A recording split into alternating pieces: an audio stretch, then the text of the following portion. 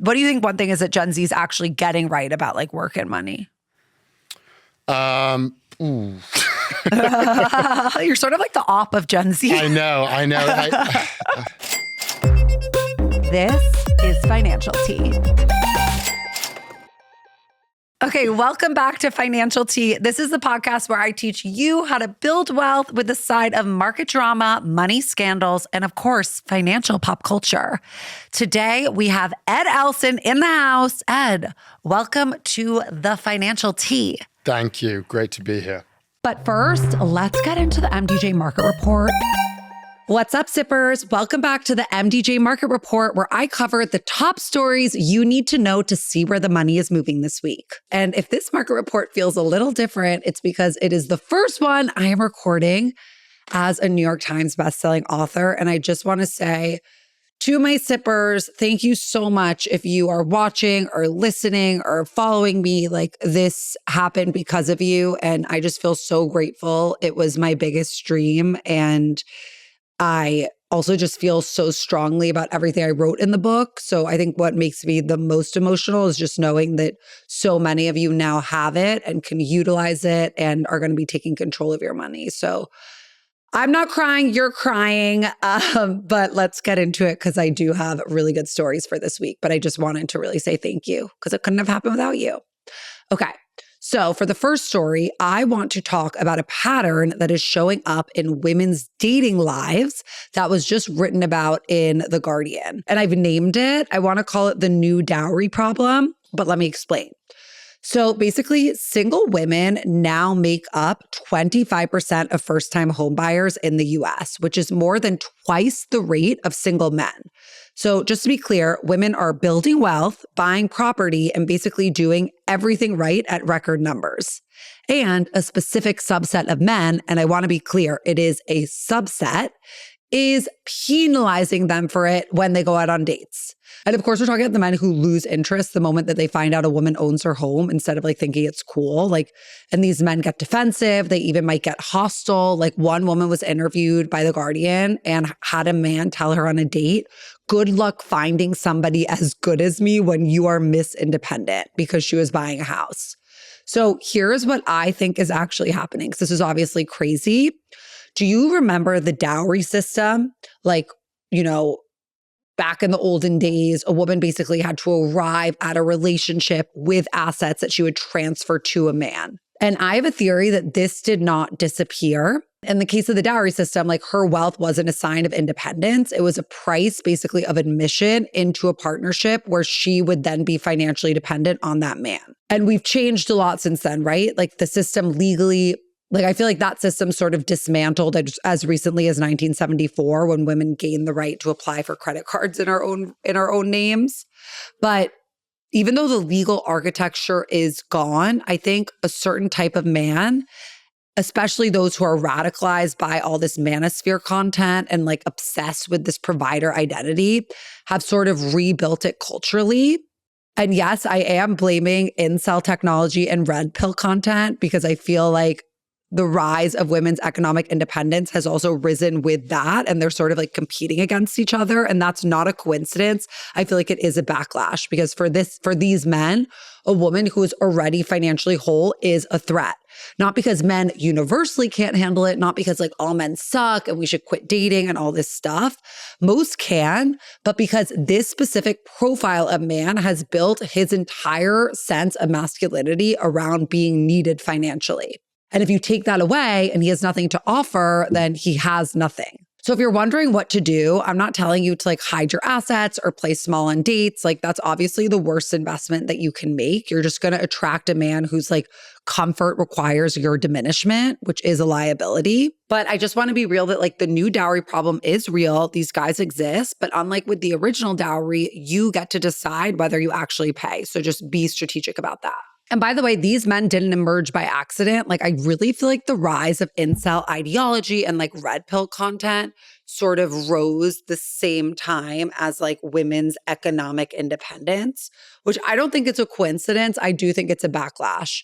And I'm also speaking from personal opinion because I know that it is hard to be successful as a woman and date because it's sort of seen as feminine to need to be helped.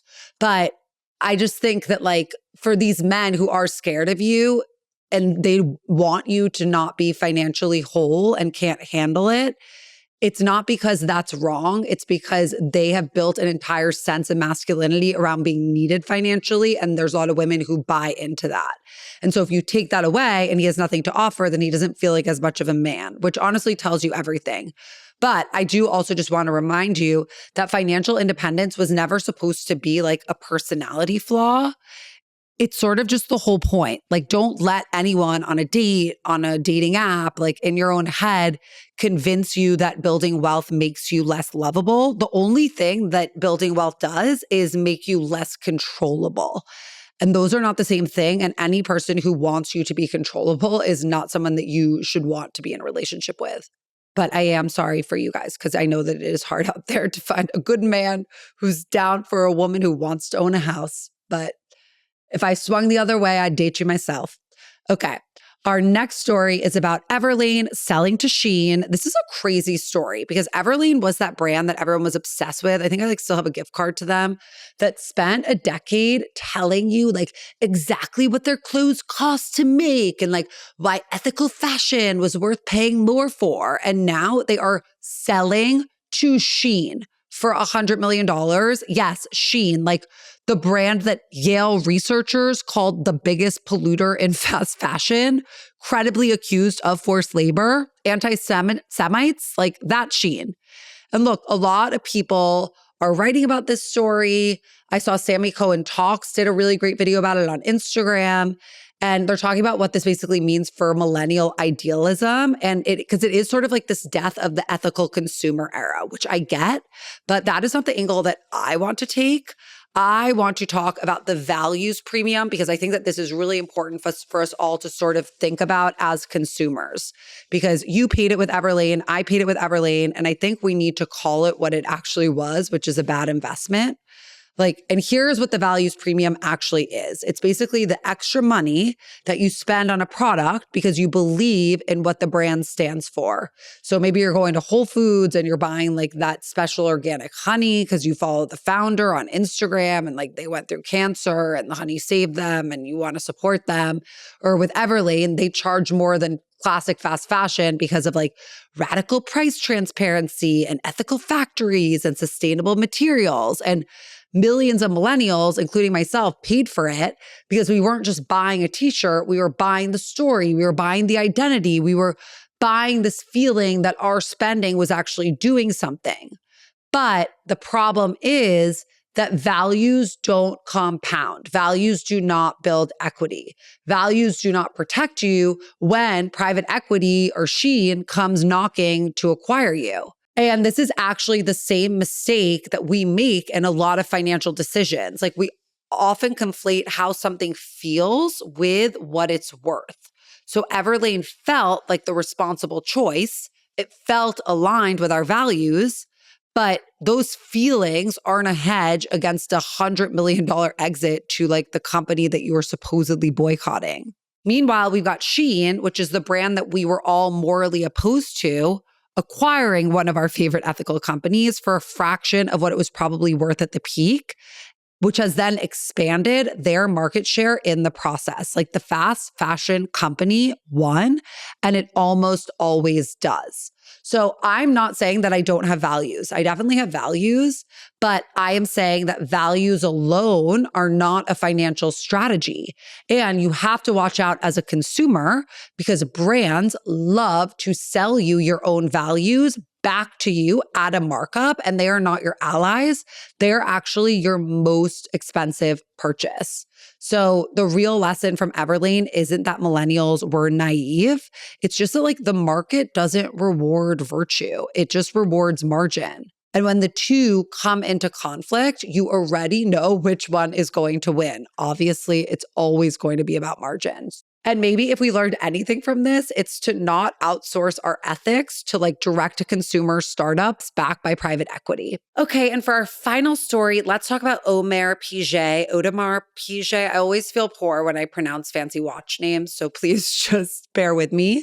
But they collaborated with Swatch to drop a $400 pocket watch on a lanyard. I just want to be clear, effectively, that is a keychain. And I would say it looks closest to something that you would hang your work ID on. I saw a few commenters said it looked like a Happy Meal toy. I don't think that they're wrong, but I also know that it's going to sell out by Saturday morning. Like, people are obsessed. And here's why. People don't actually want the watch. They want what the watch means. Like, they want the AP logo. They want the association of this really rich brand. They want the ability to say that you have a piece of Audemars Piguet. Yeah, I nailed it. Like, the object is beside the point. This is just the whole looking rich versus being rich problem in a single product drop. Luxury brands have figured out that aspirational consumers are going to pay a premium for adjacency to a brand they can't actually afford. So, like, not a $50,000 watch, a $400 keychain, which is a feeling. And feelings don't appreciate. Like, the real Royal Oak holds value. I mean, certain models have outperformed the S&P 500 over the last decade. Do I think that this lanyard version is going to do that? No, I think that it's going to be in a drawer by 2027. I'm not confused about that. And I don't think that the luxury brands are confused about this either. Like, they designed it that way. The Royal Pop isn't for the person who can afford the AP or who even like wants to build wealth from the AP. It's just for the person who wants to look like they can. So before you camp out, I just want you to ask yourself whether you are building wealth or performing it, because this is something that's really hard to get right in today's consumer culture. Okay, that was the market report. Now let's get into our episode with Ed Elson. Okay, so I always start with 3 rapid fire questions. Watch out. First one's coming at you. What gives you the financial ick? Oof, what gives me the financial? My financial ick is probably crypto at this point. So many people in my generation are just so obsessed with cryptocurrencies. Everyone thinks that they have the next hot altcoin. What they don't realize is that most of these people are actually losing money on crypto. I don't find it interesting. I don't find it exciting. I find the fact that, I mean, when you just look at my generation, twice as many of us are actually owning cryptocurrencies as opposed to stocks, which I just find ridiculous. So I think my financial ick would have to be crypto. We can get more into why, but rapid fire crypto. Rapid fire crypto. Okay, what's your best purchase of the week? It's Friday. Best purchase of the week would have to be went to dinner with a group of friends, had a few drinks, and ended up just sort of randomly deciding I'm going to pay for everyone. Felt really good, probably because I got the drink, but that was a great purchase. Everyone was very happy about it. I love that. And then my last question is, do you feel rich today? I feel I'm getting there. I feel that I'm getting there. The podcast is going really well. I feel that I'm learning so much from doing this podcast, speaking with investors, speaking with experts. Living in New York is kind of insane, but that's sort of the hand we've been dealt. And I love this city. I love who I'm meeting. I also just love the professional opportunity that it provides me. Like, for me, I'm sort of like, I'm well on my way and everything's going to pay off. I just need to keep working super hard, keep learning as much as possible, keep grinding, essentially. So how old are you? 27 now. 27. So I feel like that is exactly what your 20s are all about, is sort of like trying things, getting your career sort of in place, and just like trying to get your money in the market so that you can start compounding. That's right. That's what it's all about.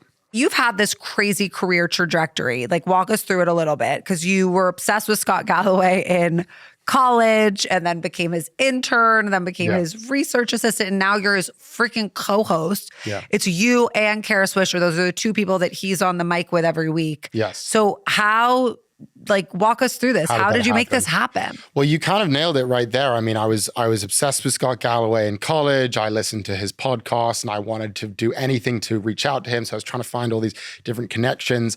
I found one through actually my roommate, and I learned that he had a connection to Scott Galloway. And so I emailed Scott Galloway and I said, hey, I just really want to work for you.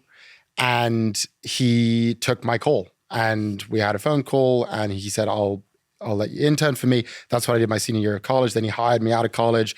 I was his research assistant, doing his decks, doing his research, helping him write his books, etc. And then about 2.5 or 3 years ago, he said, let's start a podcast. And so I said, okay, let's do it. Didn't really know what I was doing, but I just went for it. We started with once a week and then we went to twice a week, and now we're doing it every day, every weekday at least. And it's just kind of grown from there. And then in a couple of weeks, we're going on tour. So we'll be going to San Francisco, LA, Chicago, Miami, will end in New York, which will be awesome. So fun. It's been kind of a rocket ship that I'm just kind of like wrapping my head around, but it's been so much fun and so rewarding. I love that. And you know, what's so crazy is like we both work in the financial space, but neither of us studied finance. Like I studied film, you were a classics major. That's right. What do you sort of make of the ROI of a liberal arts degree? Like, do you think you need to study finance to work in finance? Like, no, I don't think so. I mean, yeah, so just for the context, I mean, I took some economics courses, I took some finance courses, but my major was classics. I was studying like ancient Greek and talking about ancient classical storytelling, like completely different thing. But what was so helpful about that education is I learned the art of storytelling. And essentially that is what the job is. What we're trying to do with our podcast is take complex and what many would consider to be boring topics, making them exciting, making them interesting, telling the story of what's happening on Wall Street. And that's a lot of what jobs are today as well. I mean, especially, I think this is becoming clearer for people in an age of AI, where AI can do all of the boring tasks for you. What can it not do? It's not that great at drawing connections between interesting stories from history and making analogies and doing the hard work of telling the stories that are interesting to people. So for me, I'm like, that was the best education I could have gotten. Like it trained me for exactly the kinds of things that I need and that will help me in my career. So I'm very, very bullish on liberal arts educations right now. I don't think that college is just sort of a one and done. You have to go to college. It's the only way to be successful. And what we know about college educated kids right now is that they're struggling to get jobs. But I mean, liberal arts was sort of downplayed for so many years. It's useless, doesn't matter. You have to study computer science instead. That just turned out to not be true at all. I always believed that was going to be the case. So I'm pro liberal arts. Pro liberal arts. And even now, I feel like there's so many 18-year-olds who are looking at like student debt and they're like, I don't know if I should go to college. And it's like, I agree. I think that it's still really worth it. Yeah, I think it depends on your situation. I think the trouble is we were sold this story for basically decades that the American you have dream. to go to college. If you don't go to college, then you're useless, you're worthless, and you're not going to get a real job. That was not true at all. You can, I mean, we're literally seeing that employment, if you didn't go to college, for college grad aged people, if you didn't go to college, the employment rate is actually higher than if you did go to college. First time we've seen that in a really long time. If you're taking out huge amounts of debt to go to college, that's a different story. There's a different ROI depending on where you're going. That should have been communicated to us. We should know that, you need to look at the college that you've been accepted to. If it's a great college, if it's like an Ivy League, if it's like top 10, that does matter to employers. It still matters. And yes, maybe you should take out a significant amount of debt to go to that college. It really depends on the situation. And I think that we should have been trained from an earlier age. Like, this is a nuanced conversation. It's not black or white. It isn't binary. That's not what we were taught growing up. I mean, literally, the American dream is such a lie. Like, I talk about that in my book. I'm like, the American dream is dead. Like, everything that they said, like, we should have and should search for doesn't work. Yes. And I feel like the antidote to that is not to like give up, but it's more just to run the numbers. Yeah. Like, that's literally the thesis. And work harder. I mean, that's the thing that upsets me about young people today is, yes, we were definitely sold something that didn't turn out to be true. Our parents and our grandparents, like, this is how you're going to do it. This is the way I got a job and this is the way the economy works. And we live in a completely different economy. We live in a world where housing prices, just as an example, are 7 times average annual income today. For my parents, it was 4 times. For my grandparents, it was 3 times when they were my age. So it's a completely different economy. It's a completely different world we're living in, not to mention the fact that we're dominated by our screens and we have to juggle that at the same time. And so we can't use the playbook that other generations have used. It just doesn't work for us anymore. But what we also can't do is say, oh, it's screwed up. The system is completely rigged. And so I'm just going to give up and I'm just going to sit at home. I'm going to live in my parents' basement. I'm going to watch YouTube. I'm going to order DoorDash, et cetera, et cetera. Yeah, which watch we're increasingly porn. using. Watch porn. Yeah. That's how I'm going to spend my time. Yeah. Spend all Day my money trade. on OnlyFans, day trade, gamble, Polymarket. crypto, Polymarket, Kalshi, et cetera. It's like, this is this is not the way we're going to build wealth. So in my view, I'm totally with you. Like, there is a lot of reason to want to feel that you should give up and that the system just doesn't work for you. But okay, have fun giving up. Like, you could also take the alternative route, which is you could really get your shit together, work super hard, recognize that you are actually going to have to work harder than previous generations did. You are going to have to grind. You're going to have to be really conscious and careful about how you spend your money, what you're investing in, how you build your career. Like, these are very hard questions. They're meant to be hard. And so we need to acknowledge that, recognize that, and then get our act together and do something about it. Okay, every single summer I go to Greece. It's like my favorite thing in the world. And I'm trying to plan my July trip right now, but travel is crazy right now. And you guys, like, we have to be strategic about how we book it. So Monarch is the personal finance app that tracks everything: accounts, investments, saving goals, and spending. And you can get your first year of Monarch for half off, just $50 with promo code FinancialT. And Monarch is basically like having a financial advisor in your pocket. And I'm a very visual person, so Monarch is so good for me. They have diagrams and visualizations that make it easy to see patterns and detect spending associated with the dreaded lifestyle creep. They also help identify financial goals for you, which is huge because sometimes the problem is just like not knowing where to begin. And you can ask Monarch's AI assistant anything about your finances, like, how much did I spend on travel last summer? Can I afford this vacation without touching my savings? And another cool feature is that you can split the check without the headache with Monarch's bill split. You literally just scan the receipt, everyone claims what they got, and then settles up without a separate app needed. So use code FinancialT at monarch.com to get your first year half off at just $50. That's 50% off your first year at monarch.com with code FinancialT. When I look at you, you're someone who's Gen Z.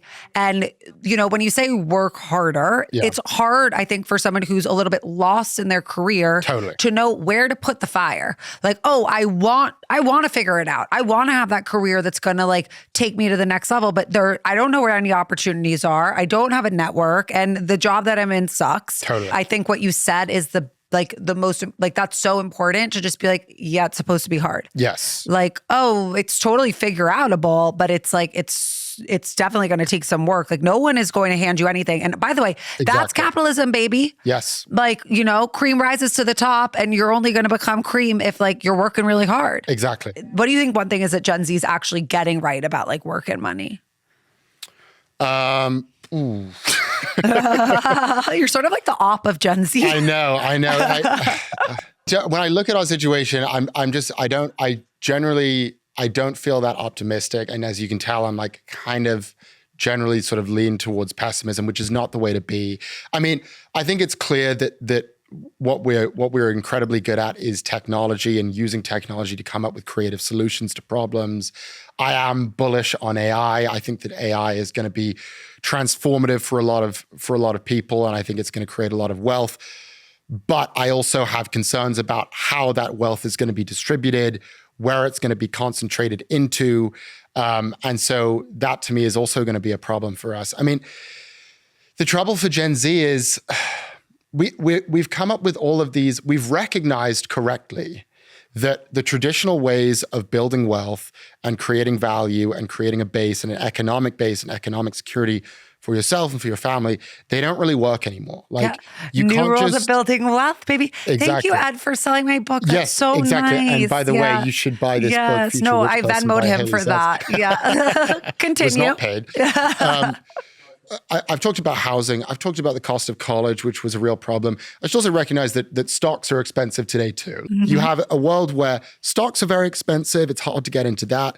Houses are very expensive. You spend all this money on college. Like, the traditional ways to build wealth, they're not very accessible in a way that they used to be.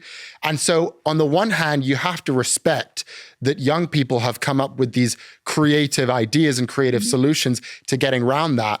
And they have come up with things, what I call casino assets. That would be cryptocurrencies. That would be options trading, which is very, very popular for Gen Z right now. And it would also be just kind of flat out gambling, which we're seeing in the form of prediction markets. So in a way, they want to get rich quick. They want to get rich quick. And in a way, you have to respect that because there's a hustle mindset. There's a workaround like, hey, these things don't work. So let's come up with our own solutions. In that sense, I respect it. On the other hand, we should also recognize that there is a very, very, very small percentage, very small handful of people who are actually building wealth via these assets. Most people who are trading crypto are losing money. Most people who are trading options, especially zero-day options, which are these options that expire within 24 hours, it is essentially gambling. Most of those people are losing money. And our generation, we're the ones who do that stuff the most. We're the most interested in crypto. More than a third of us are trading options. That's the highest of any generation by far, far higher than millennials, far higher than Gen X, far higher than boomers. We're obsessed with trading. And then, of course, there's the gambling. Prediction markets are on the rise. Also, general traditional gambling is also on the rise. Half of young men today have an online sports book, which to me is a concern because if you look at the numbers, if you look at your odds of making money gambling are actually lower than your odds of getting bit by a dog. Oh my God. So your odds are not very good. No. And then I look at prediction markets and actually the return, this is a new study that we saw, the return on prediction markets is actually lower than your average return on traditional gambling. No. The average return is negative 7% on prediction markets trading. And the reason it's so bad is because you have 0.1% of the traders on those platforms who are making all of the money probably because they have inside information. In fact, we're now seeing a report or an investigation from the DOJ, which is proving that that is the case. And then the rest of us are thinking, maybe this will work. Maybe it's going to happen. And I think one of the problems is that we've come up with all of these sophisticated financial terms to describe these things, like zero-day options and altcoins and yield farming and events contracts. That's what the legal term for prediction markets contracts are, events contracts. And we're kind of making it sound sophisticated and exciting to invest in this stuff. But I just think we should be very clear about what is investing and what is gambling. And the distinction between those two things is so essential. And it's the difference between building wealth in a sustainable way that's actually going to work out for you over the long term versus just YOLOing into things and hoping and praying, crossing your fingers that it's going to work out, which is what so many young people are doing. Again, I don't blame us because this is what we were sold. Like we were told this story and we've had these companies that have invested billions of dollars into perfectly concocting that story and manicuring it such that it is compelling to us. But I do worry about where it's leading us. And I think eventually we're going to wake up and have that moment and realize, oh, this was all kind of a grift. Like none of this really made sense. And the ways that we should have been investing were the traditional ways, and tough luck, the entry point is more expensive. So just to be clear, we don't think that Gen Z is getting anything right about work with money. Well, so let me clarify, because I don't think that it's that Gen Z sucks with money. I think it's that we were handed given a very difficult hand. Yeah. And so we're sort of like treading water, like trying to figure out like what can we do? Where is the opportunity? Yeah. How do we build wealth? Yeah. Oh, this is an idea. Maybe it's this. And the answer is, most of the time, the answer is actually no, it's not that. And so I should be clear, I guess. I don't blame Gen Z for our problems. We saw the same thing with millennials, where it's like, millennials, all they do is buy their avocado toast and they don't know how to build. And it's sort of like, that's a very reductive way of framing the way that millennials are approaching money and the fact that they are working hard and they are trying to figure things out. I don't think that Gen Z is a bunch of lazy, entitled people who just... They're stupid. They don't know what they're doing. I don't think that. I just think that the situation that we were placed into is a very difficult one. And the idea of getting it right is almost harder than ever. Like, it's very hard to not mess up financially in the situation that we're in today, which is why we need more podcasts like this to talk about this. We need more books like this to talk about it. Because you need to do your book. It's harder. It's harder today. I feel very passionate about it. I think it's a real thing. I mean, I have a presentation that I give to companies, and one of the quotes that I have in my deck where I talk about this is, it's a quote from Alexander Hamilton, who literally said that there should be a line between mere unprincipled gambling and respectable stockholding, basically saying like this distinction between investing and gambling is quite important. And it can get blurry and it can get confusing and it can be a real sinkhole for people financially. So this guy was saying this like literally like 200 years ago, talking about how we need to have that distinction. It's been around forever, but I feel that today especially the distinction is being blurred and it's really confusing for people. I hear stories from young people where they'll call in or they'll send an email and they'll talk about how they learned about this meme coin on Twitter or on X or on social media, and they literally took like their grandmother's savings and they said, I'm so sure Not about the this. grandma's savings. Grandma's savings. This was a story that was told. That ain't right. It's terrible. Keep your hands off of grandma's. By the way, grandma needs to be investing. I know, exactly. I'm worried about grandma. Stay away from grandma. 100%. Like, but it's also what'd she do to you? Exactly. But it's sad as well. Like it makes me upset. And these kids are upset about it too, because there's a sense of shame and regret and guilt. But like, you know, we have these people, like we have Andrew Tate on our phones every 3 seconds with his Lamborghinis and his and his weird compounds in Romania talking about this is how you're going to get rich. Like the misinformation out there, the education that we're getting is just, it's so bad that, again, I don't blame the kid. I don't blame him for doing that. I blame the situation that he was dealt. Medik8 is a clinically proven British skincare brand known for age-defying results.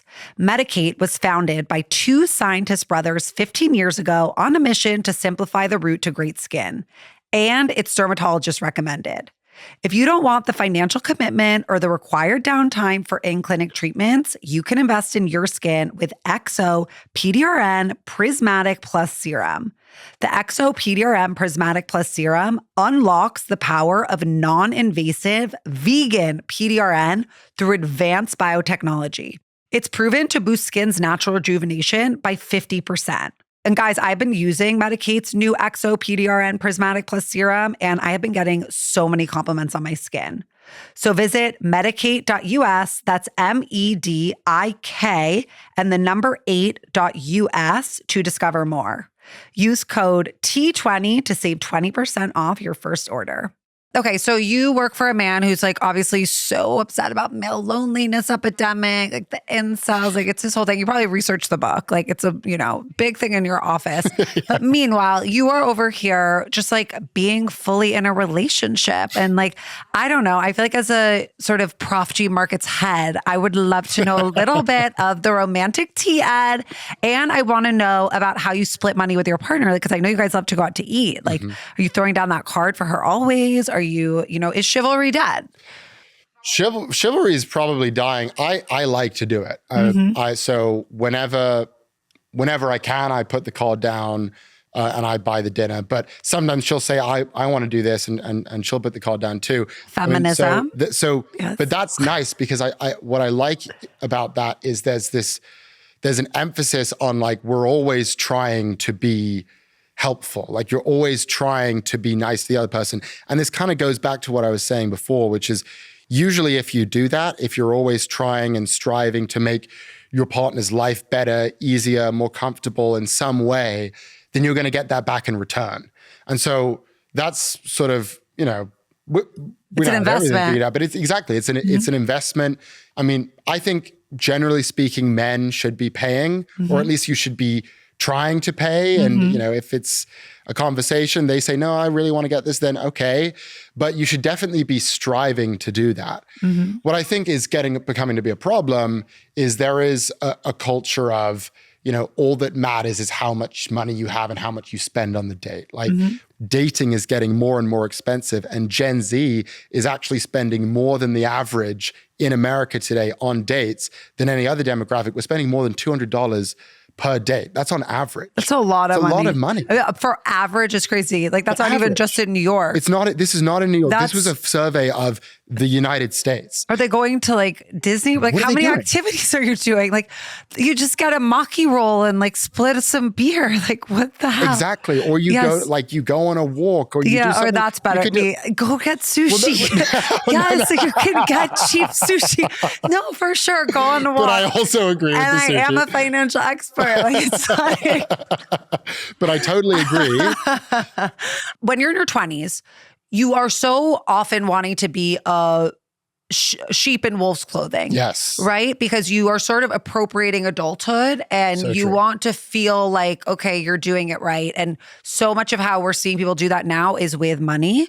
But actually, when you were talking, Ed, about like maybe the right way to go about things, it's like much more modest and sort of just gritty. Yeah. You know, like, and I talk about this in my book too. I'm like, move home with your parents. Right. Like in your 20s, like feel free to like be cheap with your friends. Like, why are you at Cipriani? Like there are only so many times that you can go to Nobu or Cipriani without actually having the money to afford it.